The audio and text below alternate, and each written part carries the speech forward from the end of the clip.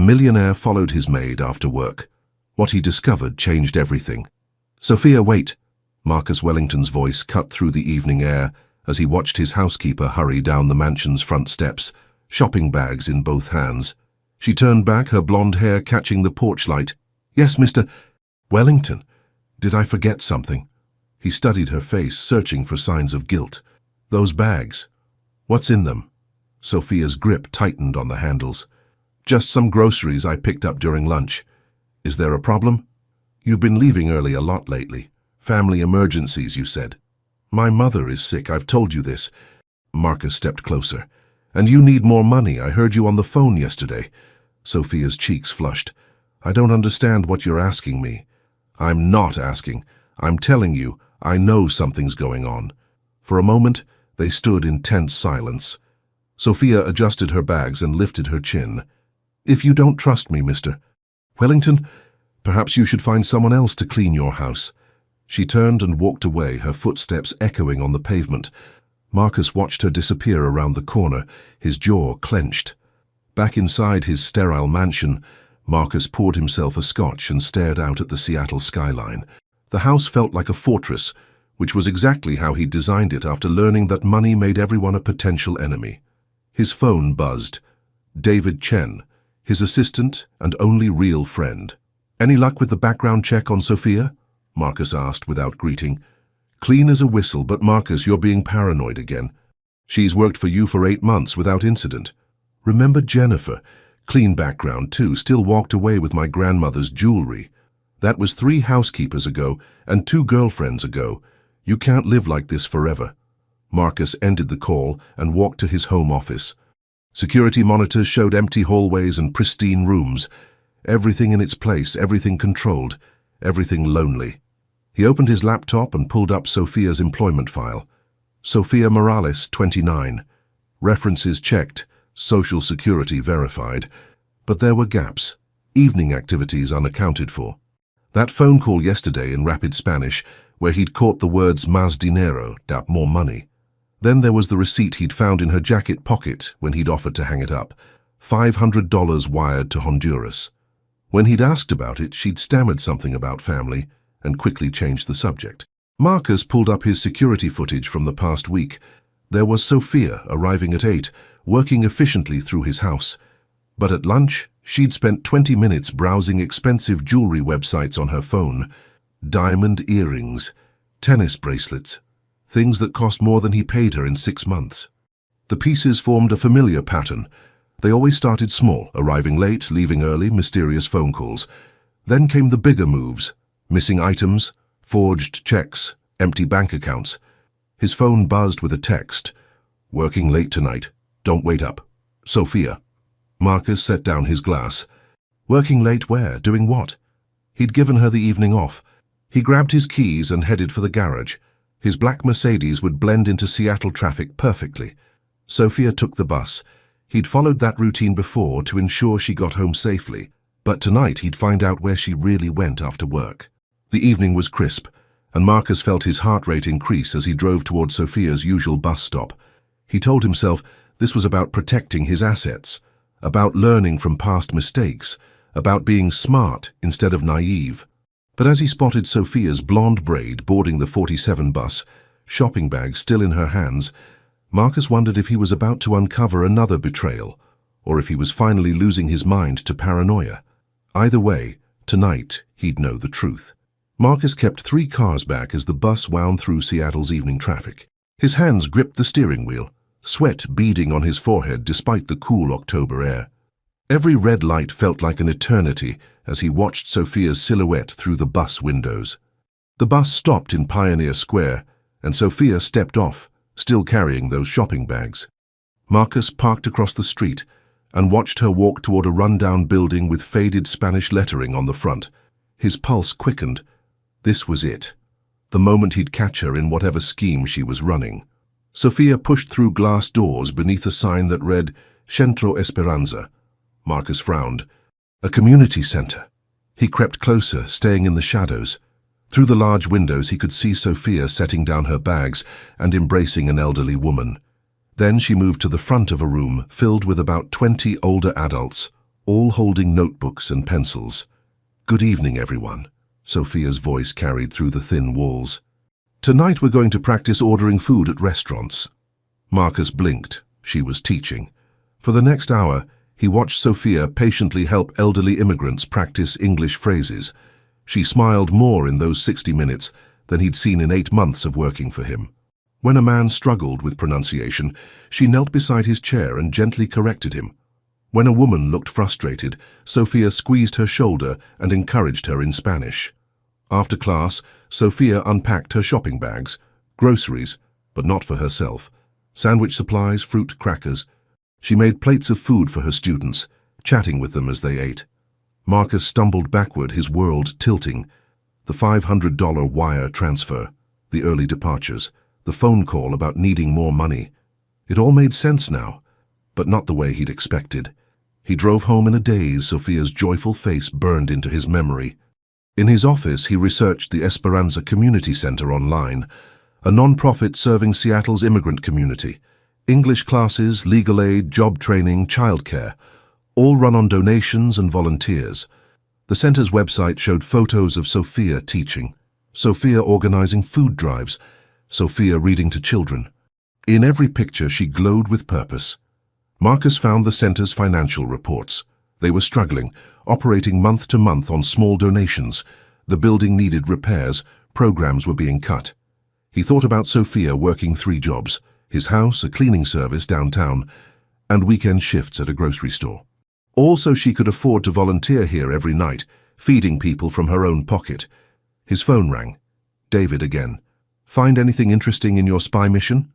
Marcus rubbed his face. "I'm an idiot." "What happened?" "She's not stealing from me. She's good, David. Actually good." "The money she sends home?" "It's for her mother's medical bills. The early departures, she volunteers at an immigrant center every night. The expensive jewelry she was looking at? Probably dreaming, like everyone else." Silence on the other end. Then David's gentle voice. "When's the last time you met someone genuinely good?" "I don't think I ever have." The next morning, Marcus found himself timing his coffee break to coincide with Sophia's arrival. She seemed surprised to see him in the kitchen. "Good morning, Mr. Wellington. I'll get out of your way." "Actually, could you join me? I'd like to hear about your evening classes." Sophia froze, a dish towel in her hands. "My what?" "Your volunteer work, teaching English." Her face went pale. "I don't know what you mean." "Sophia." Marcus set down his mug. "I followed you last night." She sank into a chair, looking defeated. "Are you going to fire me?" "Fire you? Why would I fire you?" "Because I lied about working late. Because I used my lunch break to buy food for the center instead of eating. Because I've been distracted thinking about my students when I should be focused on your house." Marcus stared at this woman who thought compassion was a firing offense. "Tell me about them. Your students." Sophia looked up cautiously. "They're mostly elderly. Some have been here for decades but never learned English properly. Maria is 73 and wants to talk to her doctor without her granddaughter translating. Carlos worked construction for 40 years but can't read safety signs. They're proud people who just need a chance." As Sophia talked, her face transformed. The quiet, careful housekeeper disappeared, replaced by someone passionate and alive. "The center might close," she continued. "We can barely afford rent. I try to help with supplies when I can, but—" She gestured helplessly. That afternoon, Marcus made an anonymous donation to the Esperanza Community Center. $50,000, enough to keep them running for months. He used a shell company and fake name, ensuring it couldn't be traced back to him. But as he submitted the donation, Marcus realized something had shifted inside him. For the first time in years, his money felt useful. Someone donated $50,000. Sophia burst into the kitchen the next morning, her eyes bright with excitement. "Can you believe it? The center is saved." Marcus looked up from his coffee, hiding his smile. "That's wonderful news. Any idea who?" "Anonymous. They just said they believed in our mission." Sophia practically bounced as she unpacked her cleaning supplies. "We can fix the heater, buy new textbooks, maybe even start a computer class." Maria cried when I told her. Watching Sophia's joy, Marcus felt something warm unfold in his chest. When was the last time he'd made someone this happy? Over the following weeks, Marcus found himself inventing reasons to be home during Sophia's work hours. He'd emerge from his office needing coffee just as she was dusting the living room. He'd remember urgent emails to send from the kitchen while she prepared his lunch. Their conversations grew longer and more personal. Sophia told him about her thesis on economic inequality, her dreams of becoming a social worker, her homesickness for Honduras. Marcus shared carefully selected stories about his business, his travels, his loneliness in the big house. "Don't you have family?" Sophia asked one November afternoon as she arranged fresh flowers in his dining room. "My parents died when I was 22, car accident." Sophia's hands stilled. "I'm sorry. That must have been terrible." "It was, but it taught me to be self-reliant." Marcus paused, then added quietly, "Maybe too self-reliant." "Family isn't just blood," Sophia said gently. "At the center, we're all family. Mrs. Chen brings soup for everyone. Mr. Rodriguez fixes things without being asked. We take care of each other." Marcus envied that sense of belonging. His world consisted of business associates, employees, and people who wanted something from him. Even David, his closest friend, was technically on his payroll. In December, Marcus made another anonymous donation to the center, computers for the new lab Sophia had mentioned. He watched through news reports as the community celebrated, Sophia beaming as she cut the ribbon. "You seem different lately," David observed during their weekly meeting. "Happier." "Do I?"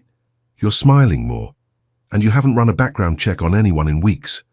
Marcus deflected with business talk, but David was right.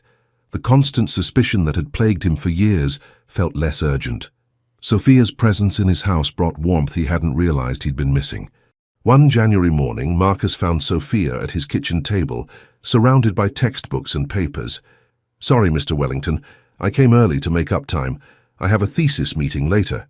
"What's your thesis about?" Sophia's face lit up. "Barriers to social mobility in immigrant communities. I'm researching how language access, job training, and community support can break cycles of poverty." Marcus sat down across from her, genuinely interested. "What have you found?" For the next hour, Sophia explained her research with passion and intelligence that impressed him. She talked about systemic inequalities, about families working multiple jobs but still struggling, about the dignity of people who just needed opportunity. "Most people don't see it," she said. "They see someone cleaning their house or working in a restaurant and assume that's all they're capable of. But Carlos? He was an engineer in El Salvador. Isabella ran her own bakery. They're brilliant people reduced to survival jobs because their credentials don't transfer." Marcus felt a stab of guilt, remembering his own assumptions about Sophia. "I want to change that," she continued. "Create programs that recognize people's skills, help them build on what they already know instead of starting from zero." That's incredible work, Sophia," she blushed. "It's just research. Probably won't change anything." "Don't say that. You're already changing things at the center." Their eyes met across the table, and Marcus felt something shift between them. Sophia looked away first, gathering her papers. "I should get to work." That afternoon, Marcus made a decision. "Sophia, I'd like to offer you a full-time position, better salary, health benefits, paid vacation. You'd basically manage the household, coordinate with other staff, handle my schedule, that sort of thing." Sophia stared at him. That's very generous, but I don't understand. You barely trust me to dust your books." "I trust you," Marcus said, and realized he meant it. "You're intelligent, responsible, and you care about doing things right. The salary would be enough to help your mother and pay for school." Sophia bit her lip. "Can I think about it?" "Of course." But Marcus could see the conflict in her eyes. More money meant security for her family, but it also meant less time for the center, less time for her studies, less time for the work that made her come alive. A week later, Sophia found him in his office. "I've decided about the job offer." Marcus looked up from his computer, heart racing. "I'm grateful, Mr. Wellington, really. But I can't accept." "Why not?" Sophia took a deep breath. "Because I'd be living someone else's dream instead of my own. The center needs me. My studies matter to me. And honestly," she met his eyes, "I've fallen in love with someone impossible, and taking this job would make me feel like I'm betraying that feeling." Marcus felt the world tilt. "Someone impossible? Someone who represents everything I want to do with my life. Someone who makes me want to be better, do more, help people." But our worlds are too different. It could never work. Marcus's heart hammered. Sophia, I should go, she said quickly. This is too personal. I'm sorry. As Sophia hurried out, Marcus stared after her, stunned. She was in love with someone else, someone who inspired her, someone who shared her values, someone who wasn't him. For the first time since his parents died, Marcus felt his heart truly break. Marcus spent the weekend in his office, staring at spreadsheets but seeing nothing.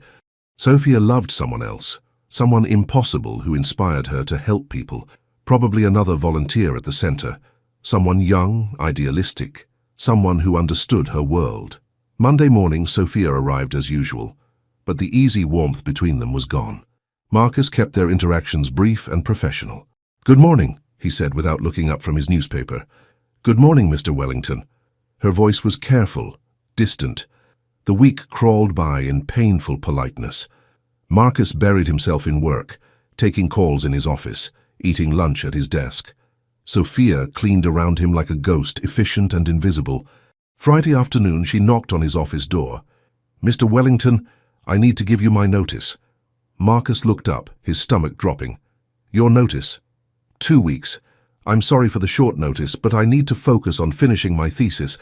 I've been accepted into a graduate program for social work, and I start my practicum in March." "I see." Marcus kept his voice level. "Congratulations, that's quite an achievement." "Thank you." Sophia fidgeted with her cleaning supplies. "I'll make sure everything is perfect before I go. I can help train my replacement if you'd like." "That won't be necessary." The silence stretched between them. Sophia nodded and turned to leave. "Sophia," she paused at the door, "I'm proud of you. What you're doing, it matters." Her shoulders sagged slightly. "Thank you, Mr. Wellington. That means more than you know." The next 2 weeks were torture. Marcus found himself memorizing Sophia's routines. Knowing each day brought him closer to losing her completely. He helped her prepare for job interviews, writing glowing recommendation letters that felt like love letters he'd never send. "The Seattle Community Services office called," he told her Wednesday of her final week. "They want to schedule a second interview." Sophia's face brightened. "Really, that's my dream job. Working directly with immigrant families, helping them navigate services. You'll be perfect for it." Marcus meant it, even as his heart broke a little more. Thursday evening, Sophia stayed late to finish organizing his files. Marcus brought her coffee and found her crying quietly at his kitchen table. "What's wrong?" She wiped her eyes quickly. "Nothing, just tired." "Sophia." "It's stupid," she said. "I'm leaving to pursue my dreams, which is what I wanted. But I'm going to miss this, our talks, feeling like someone cares about my work." Marcus sat down across from her. "Someone does care. Someone always will." Their eyes met, and for a moment Marcus thought about telling her everything. About following her that night, about the donations, about how she'd changed his entire worldview, about how he'd fallen in love with her kindness, her passion, her brilliant mind. Instead, he said, "The person you mentioned, the impossible one. Have you told him how you feel?" Sophia shook her head. "What's the point?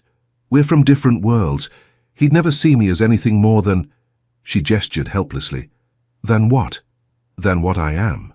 Someone who cleans houses and comes from nothing." "Sophia, you're not nothing. You're extraordinary." She smiled sadly.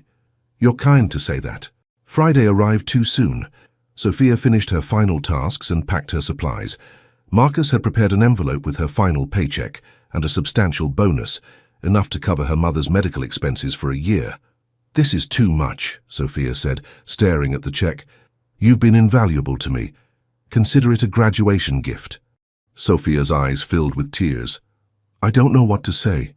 "Say you'll keep in touch. Let me know how you're doing." "Of course." They stood in his entryway, neither wanting to say goodbye. Finally, Sophia stepped forward and hugged him briefly. "Thank you for everything, Mr. Wellington. You've been more than an employer, you've been a friend." "Take care of yourself, Sophia." After she left, Marcus walked through his house. Everything was spotless, perfectly organized, and completely empty. He'd returned to his fortress, but now the walls felt like a prison. Over the next 3 months, Marcus fell back into old patterns. He hired a new housekeeper, an efficient woman named Janet who did excellent work and never lingered for conversation. He threw himself into business, closing deals and making money that felt meaningless. But he couldn't stop thinking about Sophia. He continued his anonymous donations to the Esperanza Community Center, watching their programs expand. He researched Seattle Community Services and felt pride when he learned Sophia had been hired as a social worker specializing in immigrant family services.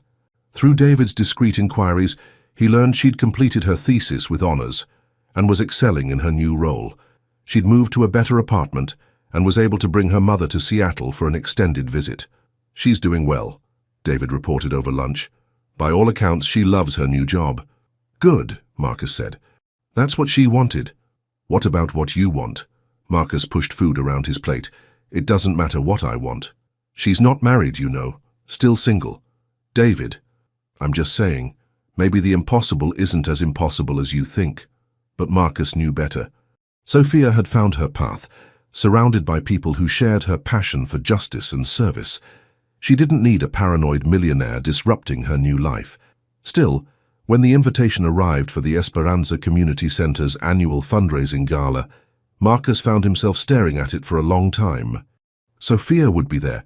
The invitation mentioned she'd be receiving an award for her volunteer service. Against his better judgment, Marcus RSVP'd yes. He told himself he just wanted to see her success, to witness her happiness from afar. But as the date approached, Marcus realized he was hoping for something more, a chance to see if the connection they'd shared had been real or just his imagination. Marcus stood in his walk-in closet, staring at rows of expensive suits. The fundraising gala was tonight, and he'd changed his mind about attending at least 6 times in the past week. "You're overthinking this," David said from the doorway. "It's a charity event. You go, you write a check, you leave. What if she thinks I'm stalking her? What if she's happy to see you?" Marcus pulled out a navy suit. "She's moved on, David. New job, new life. I'm ancient history. You won't know unless you go."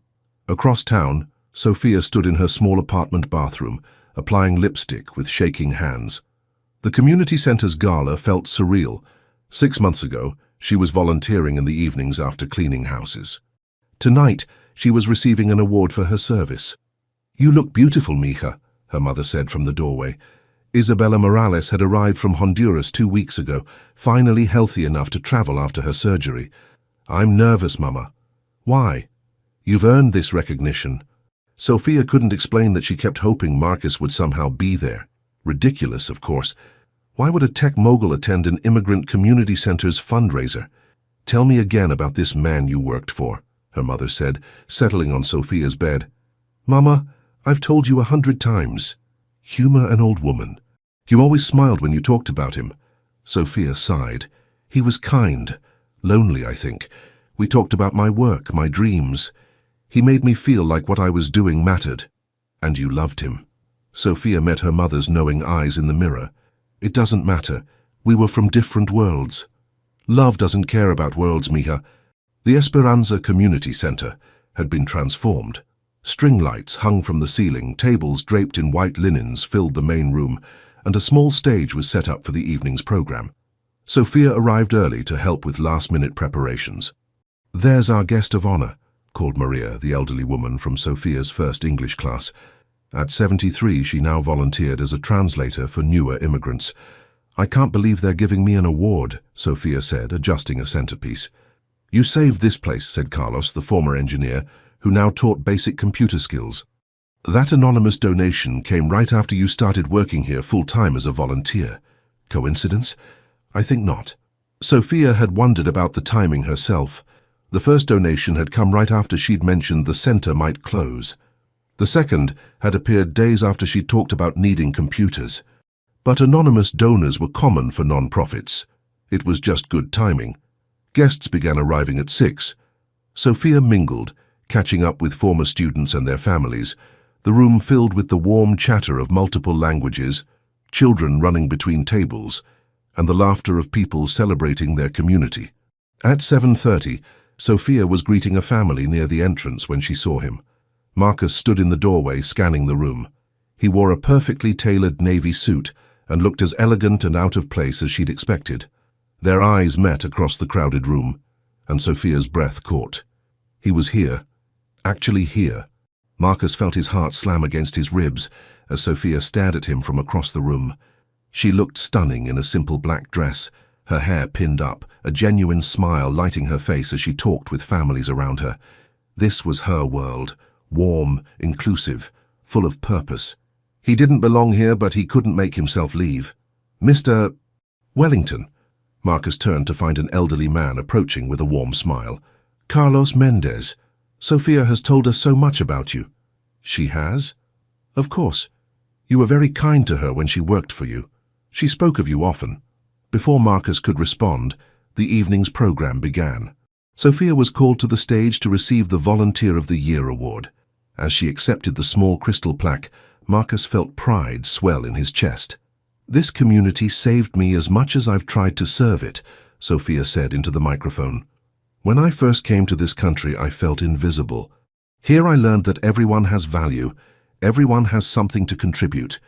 We also have an anonymous donor to thank, someone whose generosity has allowed us to expand our programs and serve more families.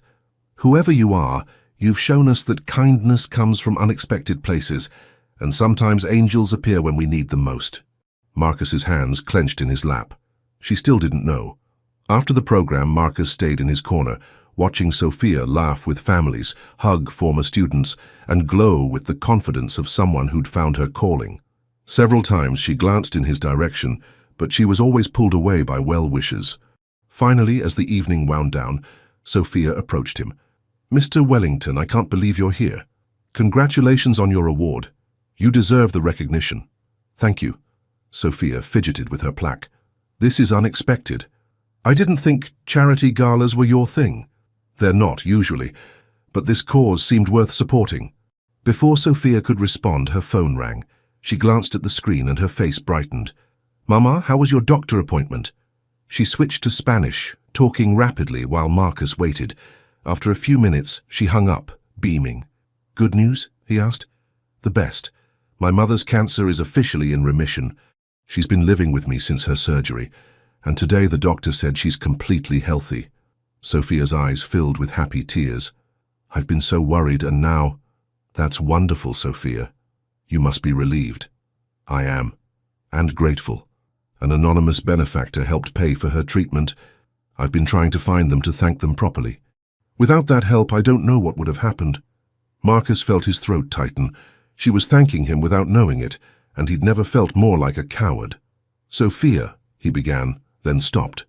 How could he explain without sounding like he'd been manipulating her life from the shadows? What is it? Marcus looked into her warm brown eyes and made a decision that would change everything. There's something I need to tell you.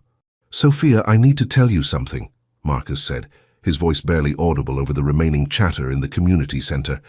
About the anonymous donor. Sophia tilted her head, confused.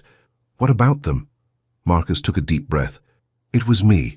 Both donations, to the center and for your mother's medical bills. Sophia stared at him, the crystal plaque trembling in her hands. What? The $50,000 to save the center, the money for your mother's surgery, the computers for the lab, all of it. But how did you even know about... Sophia's eyes widened as understanding dawned. You followed me. Marcus nodded, shame flooding his face. That night you left early, I thought you were stealing from me. I followed you here and saw you teaching your class. I realized how wrong I'd been about everything. Sophia sank into a nearby chair, processing. You've been watching my life, manipulating it. No, Sophia, that's not, isn't it? Her voice rose, causing a few remaining guests to glance over. You decided what I needed, what my family needed, what this place needed.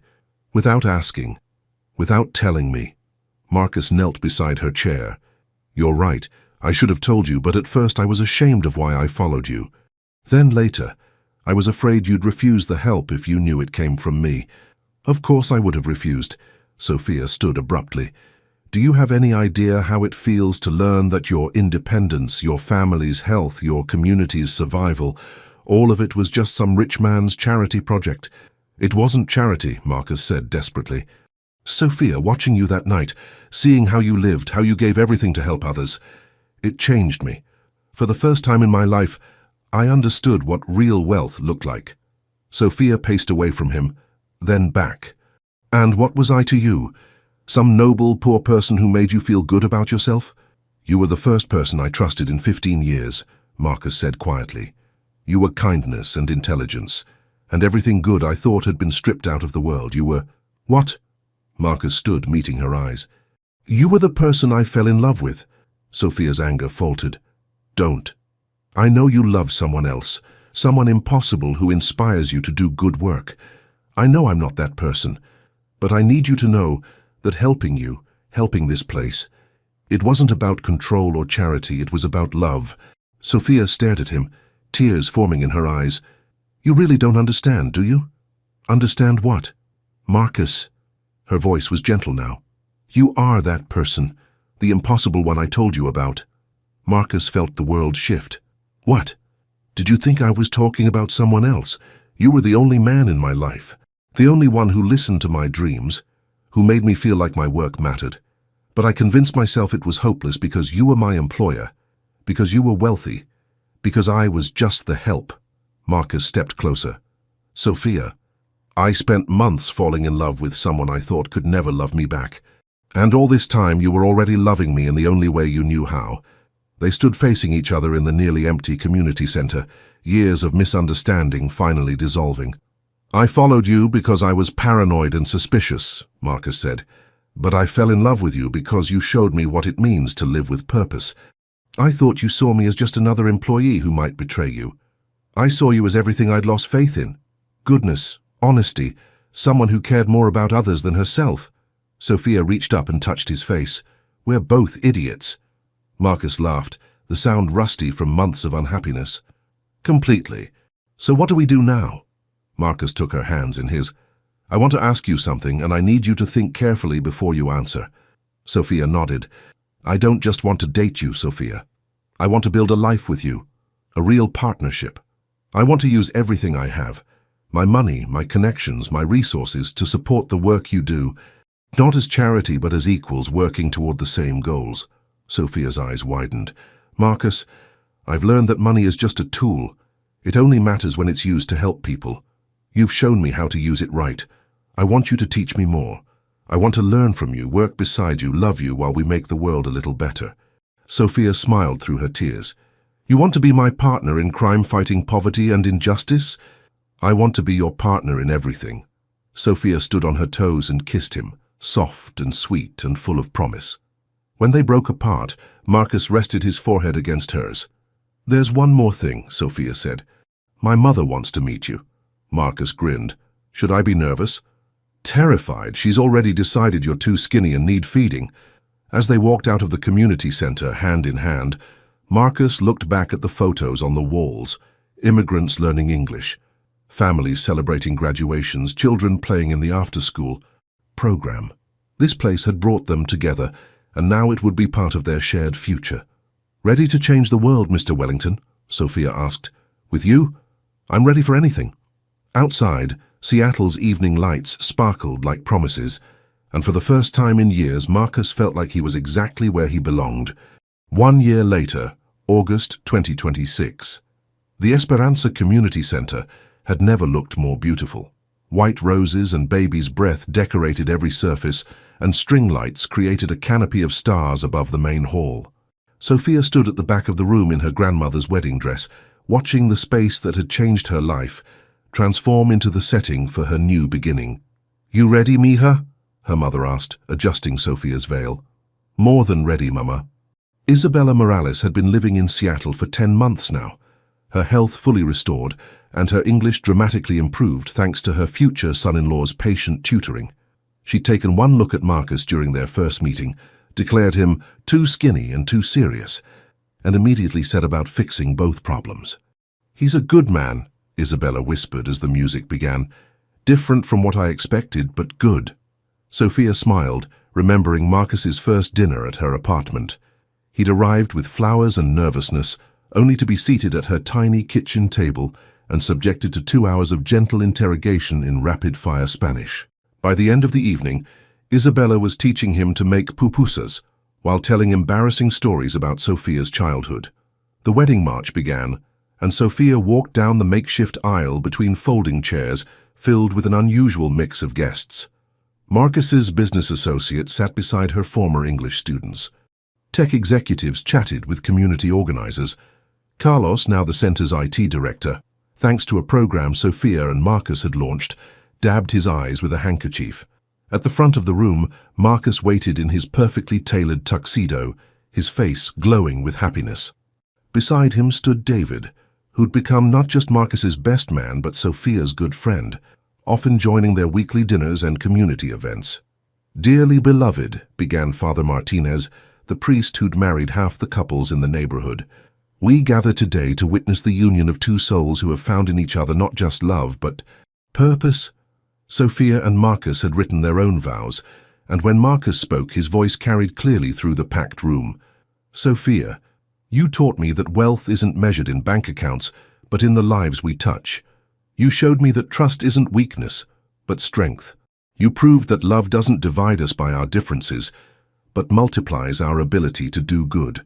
I promise to be your partner in all things, in love, in life, and in the work of making this world more just and kind." Sophia's voice was steady as she replied, "Marcus, you taught me that assumptions can blind us to unexpected blessings. You showed me that vulnerability isn't foolishness but courage. You proved that two people from different worlds can build a new world together. I promise to be your partner in all things, in dreams realized, in challenges faced, and in the joy of serving something greater than ourselves." When Father Martinez pronounced them husband and wife, the entire community center erupted in cheers. Maria threw rice despite the no rice sign, and the children from the after-school program rushed forward with homemade congratulations cards. During the reception, Sophia and Marcus moved through the crowd together, thanking guests and soaking in the celebration. The Morales Wellington Foundation had officially launched 3 months ago, focusing on immigrant services, educational access, and community development throughout the Pacific Northwest. Sophia served as executive director, while Marcus handled strategic planning and funding, a true partnership that had already impacted thousands of lives. "Remember when you thought I was stealing from you?" Sophia teased as they swayed to their first dance. "Remember when you thought I could never see you as anything more than the help?" Marcus countered. They laughed, spinning slowly as their community celebrated around them. The dance floor filled with other couples, David dancing with Isabella, who'd appointed herself his Spanish tutor, Carlos twirling his granddaughter, Maria and her husband of 50 years moving with practiced grace. Later, as the evening wound down, Sophia found herself standing where it all began, in front of the classroom where she'd taught English that first night Marcus had followed her. The room now bore a plaque, the Sophia Morales Wellington Learning Center, where every voice matters. "Any regrets?" Marcus asked, wrapping his arms around her from behind. "Only one," Sophia said, leaning back against his chest. "What's that?" "That it took us so long to figure out we were meant to be partners all along." Marcus kissed the top of her head, breathing in the scent of her hair and the faint aroma of Isabella's cooking that seemed to permanently infuse their lives now. "We found each other when we were ready. That's all that matters."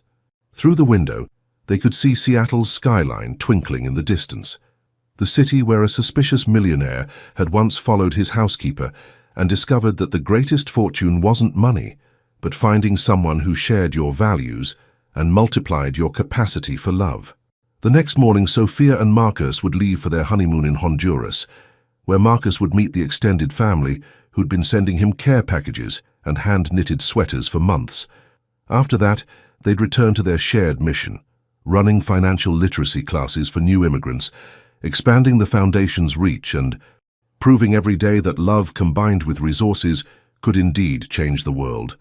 But tonight, surrounded by the community that had brought them together, Sophia and Marcus simply held each other and marveled at how a story that began with suspicion and fear had become one of trust, partnership, and joy that would last a lifetime. In the distance, David raised a toast to the happy couple.